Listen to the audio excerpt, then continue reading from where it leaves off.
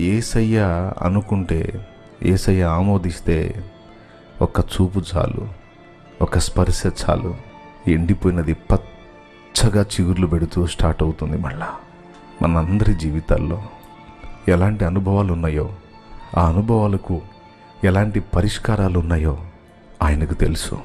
మనం ఆయన పాదాలను ఆశ్రయించి ప్రతి పరిస్థితుల్లోనూ ఆయనకు మొర్రపెట్టుట ద్వారా ఇలాంటి అద్భుతాలు చూడగలం. కేవలం ఈ అద్భుతాలను ఆశించే ప్రభువు దగ్గరికి వెళ్ళకండి. ఒక్క మాట వినండి. ఏం ఆశించి మీరు ప్రార్థనా గదికి వెళతారు అని నేను అడిగితే మీ సమాధానం ఏమై ఉండాలో తెలుసా? యేసును ఆశించి వెళతాను అన్నా అని ఉండాలి. తెలుసా?